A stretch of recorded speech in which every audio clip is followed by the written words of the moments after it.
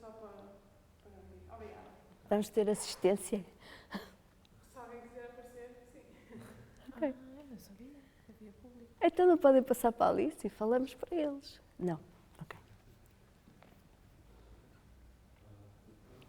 Não.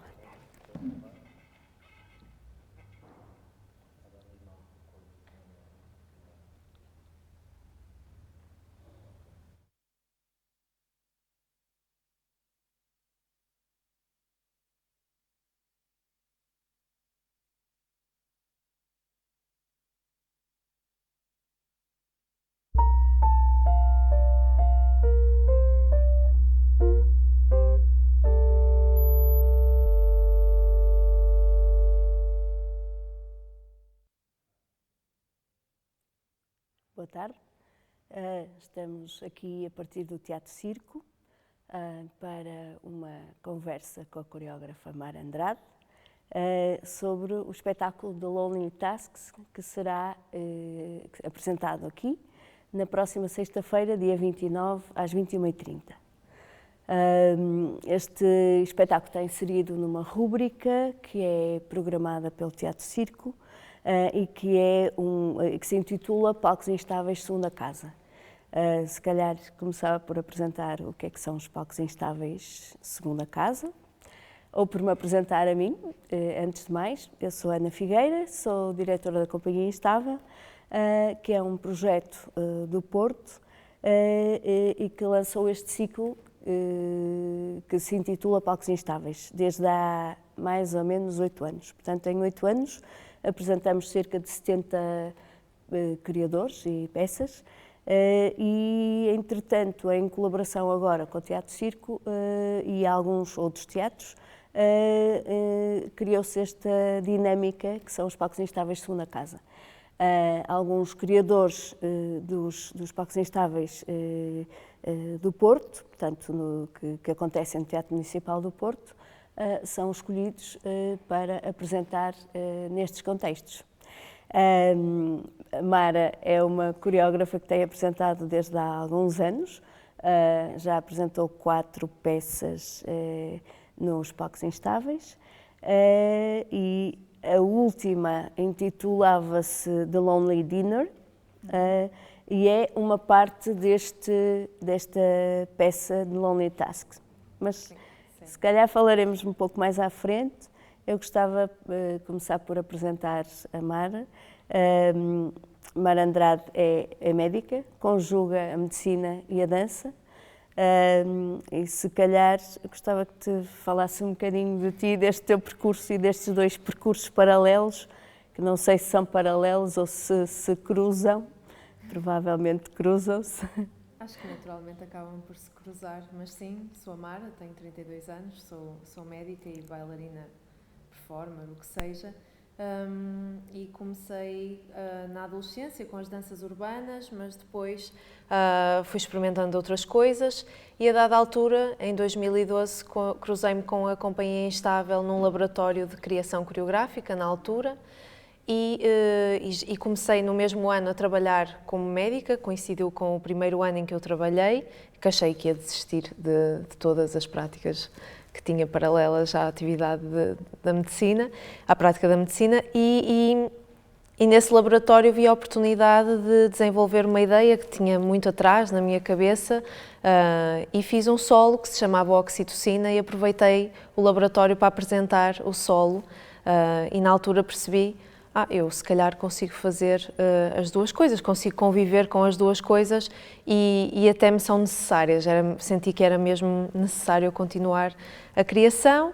Quanto mais não seja, porque a oxitocina A oxitocina é uma hormona. A oxitocina na altura era uma hormona relacionada, que eu dei o nome a esta peça porque eu tinha, nessa altura, estava numa pesquisa muito mais até interligada com a parte da medicina e a parte da dança, e a oxitocina é uma hormona que está relacionada com o orgasmo e com a pequena morte, que eu andava a pesquisar, andava a ler sobre isso, e não com o orgasmo. O meu interesse não era o orgasmo sexual em si, mas depois fiz a analogia para esses momentos de transe do dia-a-dia e do cotidiano, em que nós perdemos a nossa capacidade de decisão frontal, e a oxitocina vinha como essa analogia, com essa poética de ser uma hormona que está em alta e que causa um acidente vascular transitório quase nesses momentos orgásmicos. Então fiz uma peça sobre isso, na altura um solo que falava sobre isso.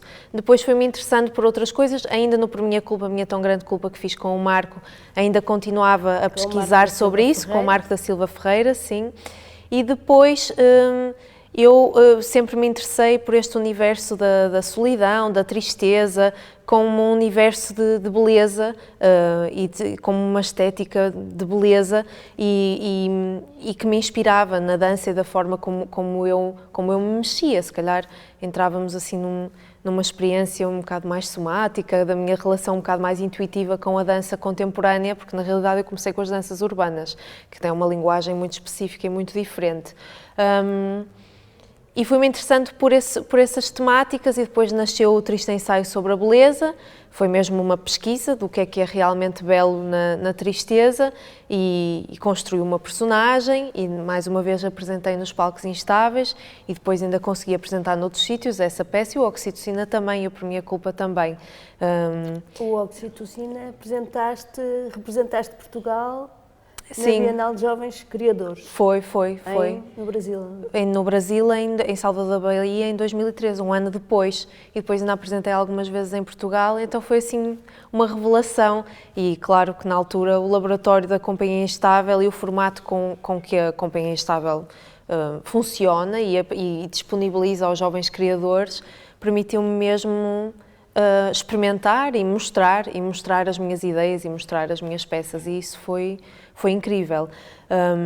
E depois lá está, foram surgindo as outras peças de uma forma muito natural, e o The Lonely Dinner também acabou por tomar esse seguimento. Do Triste Ensaio sobre a Beleza era uma coisa mais sobre a tristeza, também era uma personagem muito solitária, que vivia num ambiente, num universo completamente solitário e triste, e um universo de desmaterialização do corpo, e estas ideias deu-me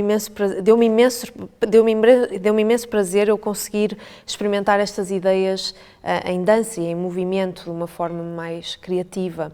E o The Lonely Task surge quando experimentei estas ideias de uma forma super expressiva, super expressionista, e depois encontrei-me numa fase mais solitária da minha vida, mas não negativa, não tinha a ver com isso, mas que tinha rotinas mais solitárias de casa, de comer, de preparar refeições, de fazer desporto, de sair, de passear o cão, que não é solitário porque tem um animal, mas acaba por ser um momento humano solitário. E então interessou-me muito a coreografia de todas estas tarefas, e divertia-me imenso a criar em casa cenários que nunca pensei que fossem fazer parte de uma peça, mas na realidade isto surgiu porque eu estava em casa a fazer estas coisas sozinha e decidi, vou pôr uma música, criar uma personagem e vou fazer isto assim, ou seja, criava um espetáculo para mim própria de um jantar ou de um momento de culinária. E depois pensei, eu tenho que fazer uma peça sobre isto, porque estou aqui a produzir material que é um material tão simples, e interessou-me esta ideia de que tudo o que acontece, de que tudo o que está a acontecer em palco tem de ser válido e tem de fazer parte desse momento performativo, porque é ali que acontece, ou seja, é aqui e agora que as coisas estão a acontecer, porque a performance tem aquele momento finito, e isso interessava-me imenso, e correlacionei isso tudo com as ideias de morte, de tristeza e de solidão que vinha das peças anteriores. E então fiz o jantar, decidi concentrar-me num momento de jantar, e fiz o The Lonely Dinner, que apresentei nos Palcos Instáveis. Fiz o tal jantar, em que basicamente eu cozinho, como, e é isto a peça, mas depois fui experimentando noutras tarefas, e surgiu o The Lonely Tasks, em que fiz uma peça em instalação nos Dias da Dança no Porto, no Festival Dias da Dança, na Mala Voadora, em que habitei o espaço, fazia o jantar também. Tinha um momento em que eu ia à caça e de preparação para todas estas tarefas diárias, a preparação do corpo, os rituais do corpo, e então tinha o The Lonely Dinner, o après-midi como 2 momentos-chave, e depois toda a habitação do espaço, a instalação, que era, e acabei por lhe chamar o The Lonely Tasks. E pronto, e é isso. E aqui no Teatro do Circo vou apresentar uma versão destas de Lonely Tasks, mas é uma versão diferente, é uma versão em palco, é uma versão que eu não vou estar aqui a habitar este espaço, nem estou aqui a morar, é uma versão resumida em que durante 45, 50 minutos estou em palco no The Lonely Dinner, no après-midi, a caçar, a tratar do meu corpo, e a coreografia advém de todas estas tarefas que eu as construí, depois claro que as liguei dramaturgicamente, mas é isso, a peça é uma proposta muito simples em que tudo o que acontece, se acontecer algum acidente em palco, se cair um projetor, que eu espero que não aconteça, mas se entornar alguma coisa, se apagar a luz, tudo tem que fazer parte da performance, tudo é real e tudo está a acontecer. E é esta a minha proposta e é isto que vou apresentar no dia 29 às 9h30, como a Ana disse. Mas sim, o meu percurso foi muito este, foi das danças urbanas, que depois eu percebi que me interessei mais pela essência do movimento do que pela, não é cultura, mas do que pelas outras coisas que estão à volta, a roupa, as músicas, não tinha tanto interesse nisso, e depois fui experimentando outras coisas, depois apareceu uma companhia estável e foi realmente um mote em que eu consegui apresentar e divulgar o meu trabalho e faz todo sentido continuar a fazê-lo em paralelo ou interligando com a atividade médica, porque eu acho que acaba por se ligar a forma como eu salto para os processos criativos, acho que tem muito a ver também com a minha educação científica e com a minha prática no dia-a-dia médica. Há sempre uma preparação, não quer dizer que as outras pessoas não a tenham, mas acho que na minha cabeça tenho de alguma forma um pensamento formatado por esta educação das ciências, de pesquisar, escrever, experimentar, tenho que registar a informação que tenho, os dados, analisar, depois ver o que é que quero, o que é que não quero, o que é que resulta, o que não resulta. Acho que está interligado dessa forma. E as temáticas também, porque os doentes e as pessoas que me passam pela frente inspiram-me de alguma forma em muitas destas questões da morte, da solidão, destas tarefas diárias que são tão importantes como o nascimento ou o desaparecimento de alguém, e acho que é isso, sim. Tu referes aí uma série de assuntos. É suposto esta conversa ser muito informal, ou ser informal, portanto, antes de mais quero-te agradecer este reconhecimento do laboratório, um bocadinho o trabalho que a Companhia Instável tem feito, que é um bocadinho essa provocação, essa criação de contextos que começaram no Porto, mas de alguma forma estão a acontecer agora também em Braga e noutras cidades, e que pretendem um bocadinho criar contextos de provocação ou contextos de criação. Depois acho que referiste a algo muito interessante, que é talvez um bocadinho a relação entre o método coreográfico e que são métodos extremamente intuitivos, porque por mais que um coreógrafo aprenda outros métodos ou os métodos das outras pessoas ou de outros criadores, acaba por encontrar aqueles o seu método ou os seus métodos, mas que são, se calhar, aparecem de uma forma muito intuitiva e não pensada. E tu acabas por fazer aqui um cruzamento entre um método mais científico, sem querer chamar-lhe isto, mas pronto, uma forma de pensar mais próxima das ciências e uma forma de pensar ou de agir mais próxima das artes performativas. Sim, sim, é verdade, e isso também acho que é uma coisa. Eu ainda tenho poucos anos de prática médica, mas acho que é uma coisa que eu me tenho vindo a perceber também, que é o nosso dia-a-dia também é muito intuitivo. Nós estudamos e temos toda a informação, mas depois a forma, quando agimos, há uma grande parte de intuição. Eu acho que isto vai resultar, eu acho que o diagnóstico é este e acho que esta proposta terapêutica vai resultar. E então, isto depois faz sentido também em estúdio para mim,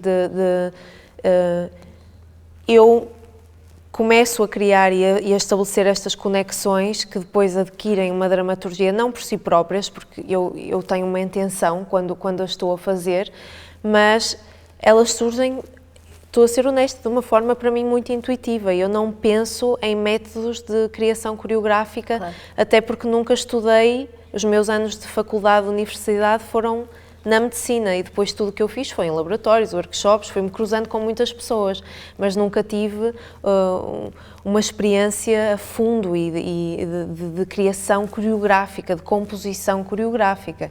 Isto para mim é um universo mesmo quase desconhecido e então foi tudo surgindo de uma forma muito intuitiva, mas que de alguma forma é muito prazerosa, porque é um ambiente seguro, vá. Eu, quando vou para estúdio ou preparo uma coisa para um palco ou para um espaço mais informal, é um ambiente seguro. Eu sei que vou apresentar, vai ter aquela duração e vai terminar.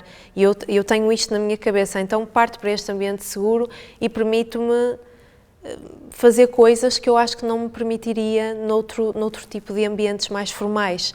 E isso é-me muito prazeroso, isso interessa-me bastante, essa questão de agora vamos estar aqui a fazer um jantar. Sim, o jantar são só um conjunto de movimentos, mas depois o que surge depois desses movimentos eu não faço a mínima ideia. E eu tenho facas, eu tenho alimentos, eu comi malaguetas, eu experimentei quase cortar-me e não me cortei porque achei que pronto, tive aquele insight de pronto, já não é preciso, já percebi, já sei o que é que acontece daí, mas tenho objetos potencialmente perigosos, eletrodomésticos e coisas, mas que depois adquirem uma sequência e a personagem adquire também uma carga que eu criei para aquela personagem eu não criei, eu não pensei antes, ela foi surgindo destas experiências, que é um bocado lasciva, mas ao mesmo tempo meio maléfica.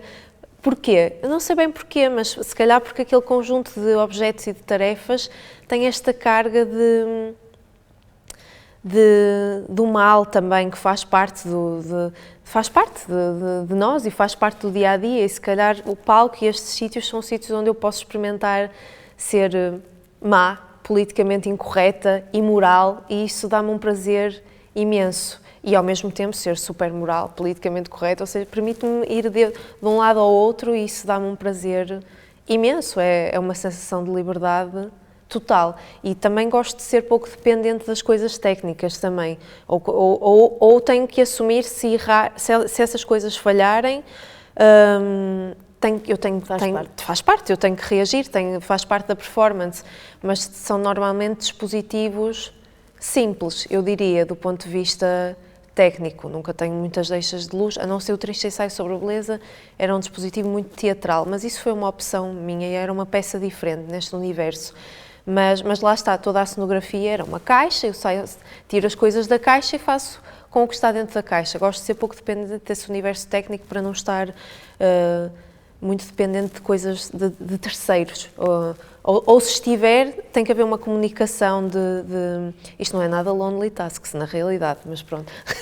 Mas tem que haver esta comunicação, esta abertura de olha, correu mal, vamos dar a deixa anterior, ou paga tudo, ou eu posso falar, posso reagir, e isso dá-me prazer ter esta coisa que acontece ali, naquele momento, entre mim e o público está sempre muito presente, está sempre iluminado, às vezes é convidado a participar se quiser, ou às vezes acaba por participar sem perceber que está a participar, porque interessa-me essa comunicação do que se está a passar ali, que não é só comigo, nem é só naquela peça, é realmente um acontecimento de vida, está a acontecer ali, está a acontecer um acontecimento de vida e vamos passá-lo e vamos envelhecê-lo todos juntos e vamos morrer naquele acontecimento, que é o início, a performance e o acabar a performance, que é o aqui e agora que me interessam, essa dimensão de é agora que está a acontecer, mesmo que seja no palco e num teatro.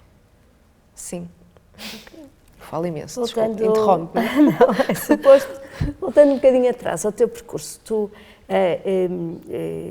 pronto, já vimos que de alguma forma o lado, a medicina se tem cruzado muito com a coreografia, seja a nível dos métodos, como tu disseste, dos temas, se calhar das experiências, e eventualmente também referiste que muitas peças, isto é uma coisa que é muito habitual num criador, uma peça inspira-se na outra, não é? Às vezes acaba por ser ou o desenvolvimento da peça anterior, ou uma ideia que apareceu antes e que não fazia parte daquele trabalho e que depois vem a fazer parte do trabalho seguinte.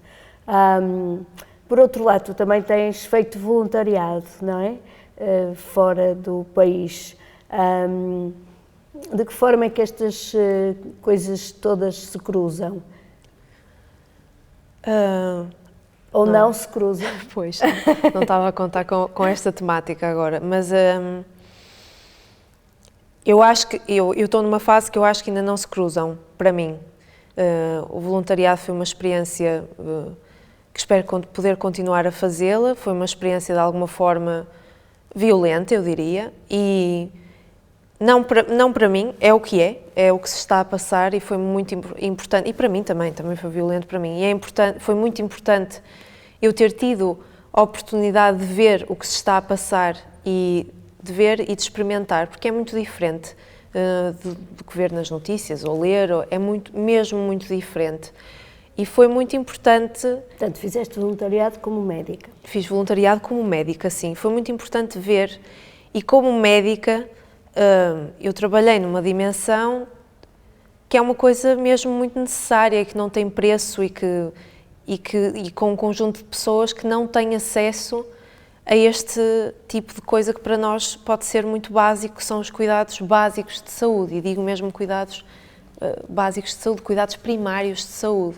E estas pessoas não tinham, e eu consegui, acho que, ajudar diretamente no dia-a-dia, fazendo consultas, desempenhando o meu trabalho de uma forma muito simples. A dimensão artística naquele contexto, para mim,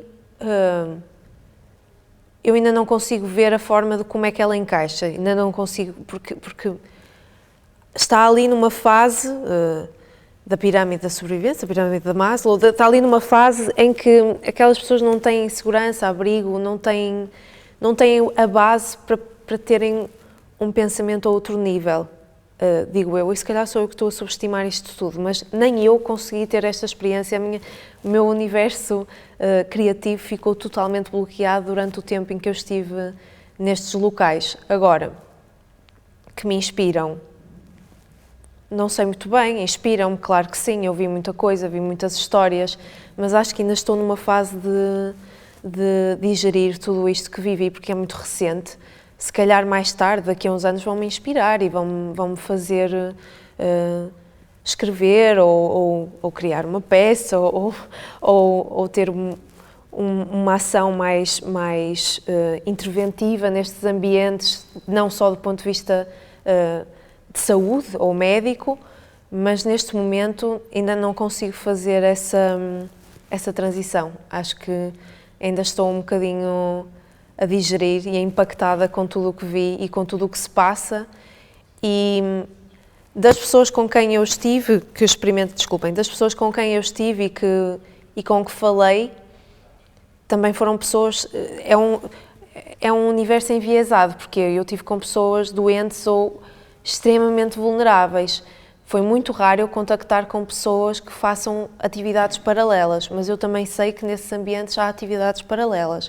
Há pessoas que estão a desenvolver projetos de música, de dança, de atividades criativas com as crianças, e eu sei que isso está a acontecer. Agora, como? Não tenho a certeza, não foi a minha experiência, não foi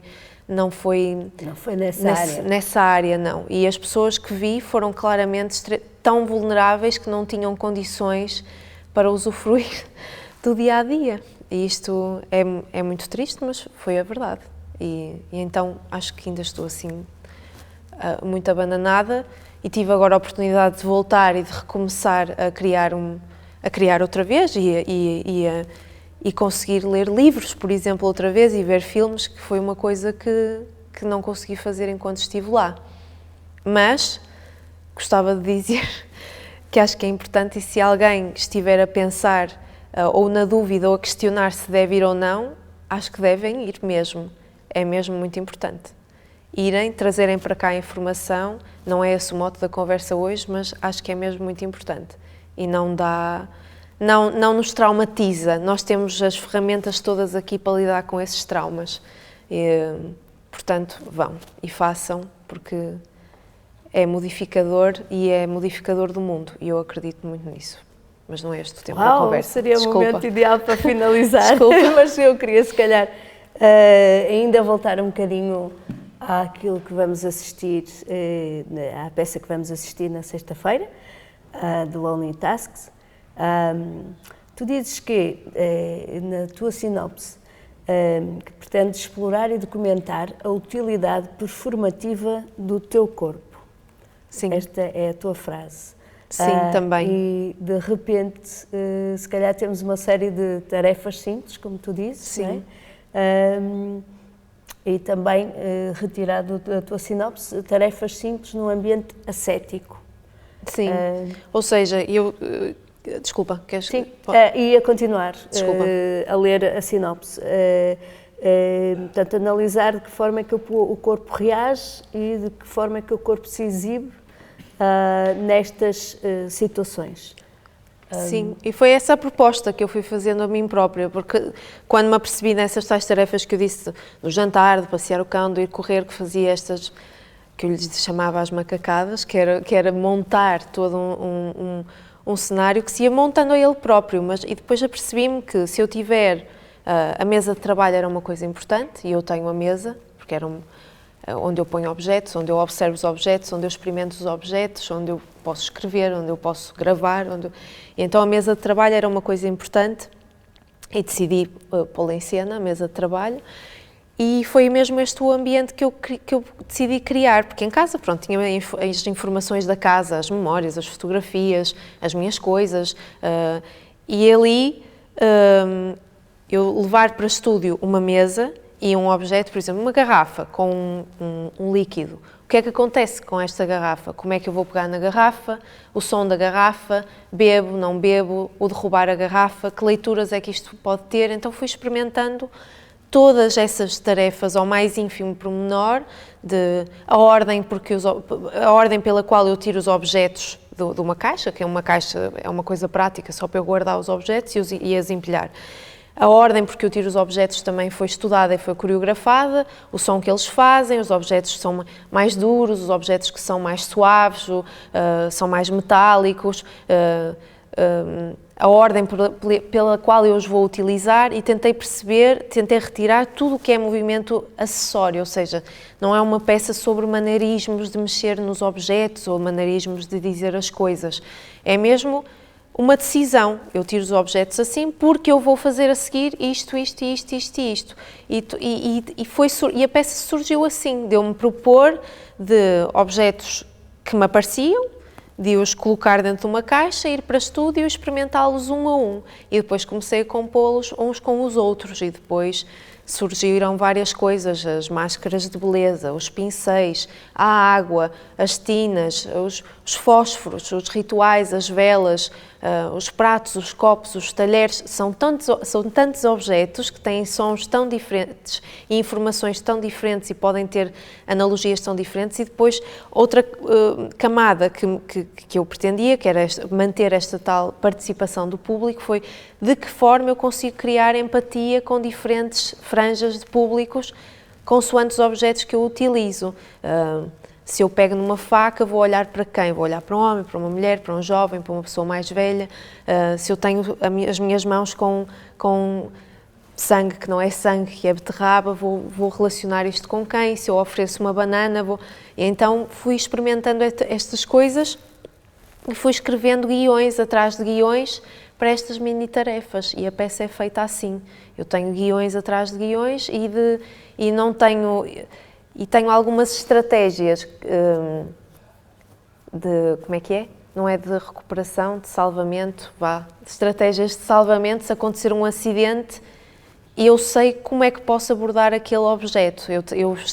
Depois dei-me regras a mim própria, para que não se perca também o corpo, porque não me interessa também estar no momento da apresentação que o corpo esteja à sorte. Ou seja, eu já fiz todo este estudo e fui construindo estas regras, e o corpo está sempre pronto a responder da mesma forma, mesmo que aconteçam objetos, e é um corpo que está aberto e está super atento a tudo o que acontece, a estes objetos e ao público.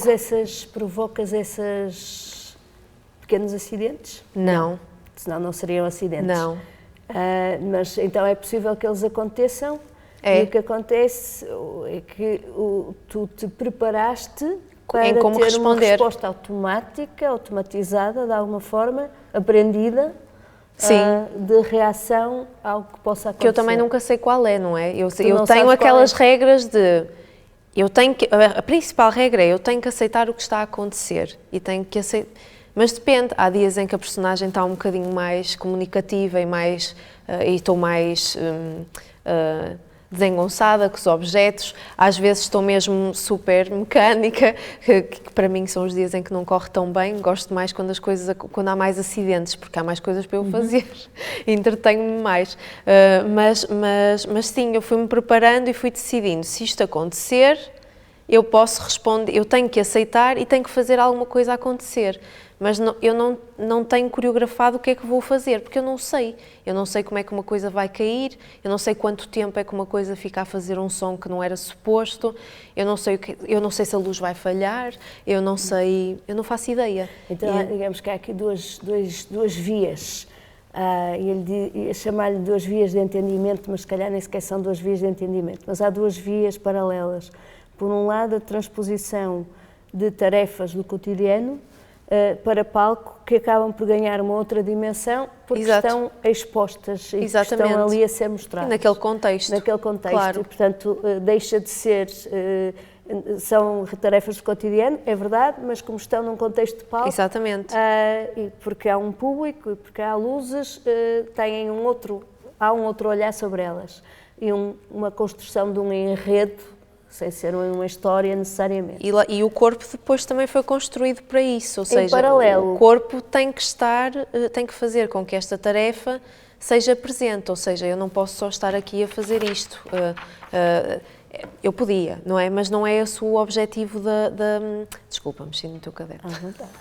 Mas o objetivo, a minha pesquisa não era essa, era se eu vejo um caderno que tem um potencial, eu posso escrever, eu tenho que decidir e o caderno é teu, eu tenho que decidir que te posso roubar o caderno sem tu reparares, eu tenho que decidir, por exemplo, estão-me a surgir, eu tenho que decidir que te posso escrever uma mensagem e oferecer-te, há toda esta abertura. O que tu estás a dizer é que tens um conjunto de reações preparadas, Sim. Digamos, Exceto quando há os acidentes. Exceto quando há os acidentes, mas mesmo quando há os acidentes também tens algumas reações aprendidas que decides utilizar conforme o momento. E às vezes isso terá muito a ver também com o teu estado de espírito. Sim, sim. Mas para o público nós não vamos perceber isso necessariamente. Portanto, digamos que isto é um desafio intrínseco do trabalho. Sim. Que é muito interessante, porque também desafia o intérprete a não repetir aquilo que sempre de uma forma igual aquilo que definiu, mas há um desafio, poderá sempre é sempre diferente e tem sido. E tem sido, porque realmente... Para ti. Sim, porque realmente tem acontecido alguns acidentes, bastantes até. E que depois é engraçado que no final as pessoas dizem, mas como é que tu preparas aquelas coisas de ficarem assim? E eu assim, eu não preparo isso. Isso acontece, fica a tremer e eu depois tenho que esperar, porque às vezes... E os objetos também são escolhidos com esse potencial, não são objetos trópicos, nem nada disso, mas são objetos que são densos, ou pela cor, ou pelo material, ou pelo som que produzem. E às vezes, se acontecer um acidente paralelo, pode provocar um som num objeto que já está na mesa. E são tantas coisas, mas eu tenho que reagir a estas duas coisas. De vários corpos, não é? Sim. Por um lado o teu corpo, Sim. E a reação do teu corpo. Por outro lado, os corpos destes objetos que acabam por ser intérpretes, vá. Sim, claramente, sim. Para mim são, claramente. Isso é muito interessante.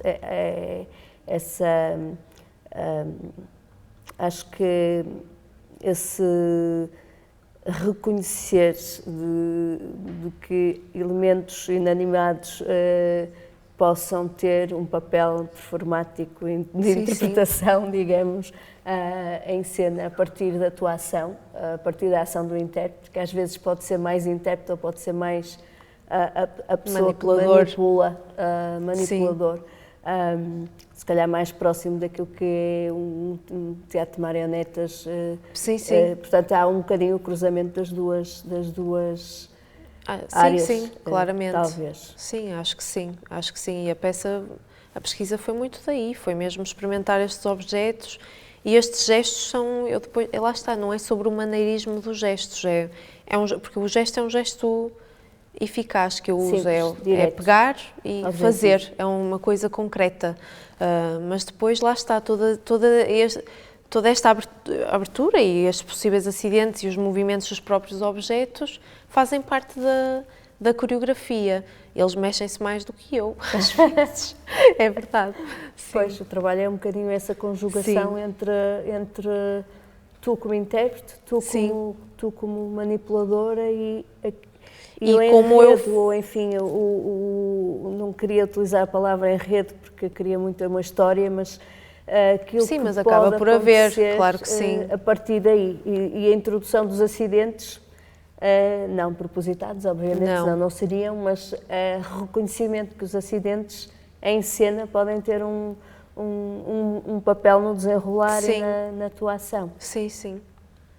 E do tempo da ação, o tempo que dura também nunca é muito concreto. Lembro-me de uma vez que estava a fazer, havia uma mosca e a mosca interferiu muito, não é? O som da mosca, a mosca veio-me para a cara, interferiu bastante, mas teve que acontecer. A mosca estava ali, o que é que eu ia fazer?